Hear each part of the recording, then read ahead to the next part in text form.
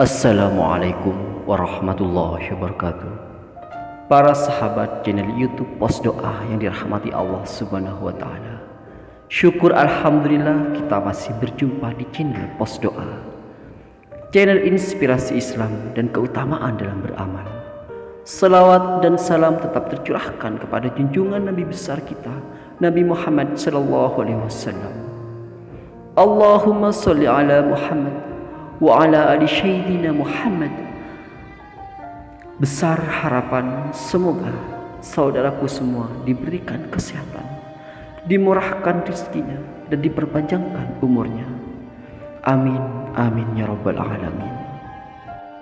Malaikat yang diciptakan Allah dari cahaya hanya memiliki satu wujud dan satu bentuk, yaitu sebagai makhluk gaib yang tidak dapat dilihat, diraba, didengar, dicium dan dirasakan oleh manusia. Dengan kata lain, tidak dapat dijangkau oleh panca indera, kecuali jika malaikat menampakkan diri dalam rupa tertentu seperti rupa manusia. Ada pengecualian terhadap kisah Nabi Muhammad yang pernah bertemu dengan Jibril dengan menampakkan wujud aslinya. Menampakkan yang ditujukan kepada Nabi Muhammad SAW ini sebanyak 2 kali, yaitu pada saat menerima wahyu dan Isra Mi'raj. Adapun posisi malaikat terhadap Allah bukanlah siapa-siapa, melainkan hanyalah sebagai makhluk ciptaannya. Mereka bukanlah anak-anak Allah, dan mereka juga bukanlah bersejenis kelamin perempuan, sebagaimana dikatakan oleh orang-orang muslim dalam kitab mereka. Kalaulah kita lihat antara penciptaan malaikat dengan penciptaan manusia yang dari tanah liat, maka akan memiliki perbedaan yang sangat jauh. Malaikat lebih mulia dibandingkan manusia. Maka apakah yang membuat orang-orang Nasrani mengklaim bahwa malaikat adalah anak-anak perempuan Allah? Dalam hal ini Allah Subhanahu wa taala berfirman dalam Al-Qur'an Karim, dan mereka menjadikan malaikat-malaikat yang mereka itu adalah hamba-hamba Allah yang Maha Pemurah sebagai orang-orang perempuan. Apakah mereka menyaksikan penciptaan malaikat-malaikat itu? Kelak akan dituliskan persaksian mereka dan mereka akan diminta pertanggungjawaban. Selain mereka mendapat azab dari Allah Subhanahu wa taala, di hari akhir kelak mereka juga diminta oleh Allah pertanggungjawabannya atas apa yang telah mereka perbuat. Yaitu mereka mengatakan bahwa malaikat itu adalah orang-orang perempuan Allah, padahal tidak ada seorang pun yang dapat melihat atau mengetahui bagaimana Allah menciptakan mereka.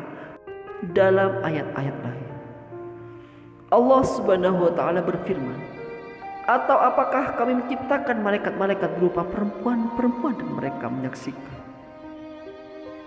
Dalam kisah terdahulu, orang-orang kafir sangatlah tidak suka dengan kehadiran seorang perempuan dalam kalangan mereka.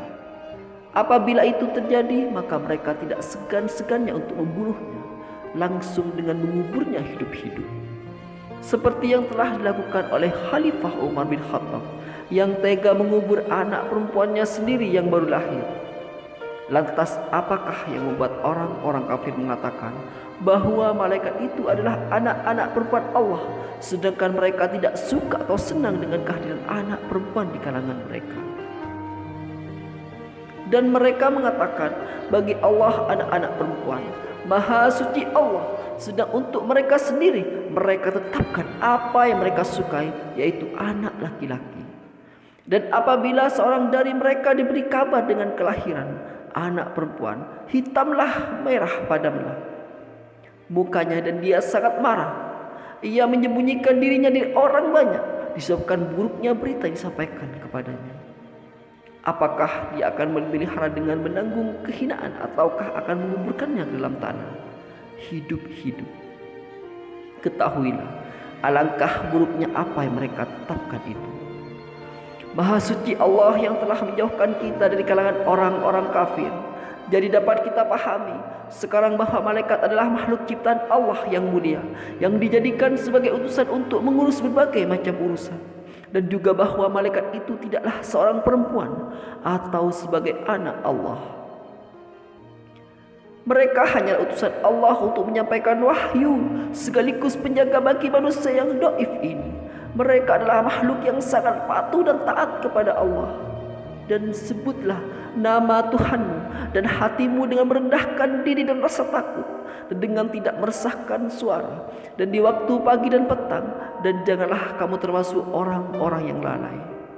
Sesungguhnya malaikat-malaikat yang ada di sisi Tuhanmu tidaklah merasa enggan menyembah Allah, dan mereka mentasbihkannya dan hanya kepada mereka bersujud.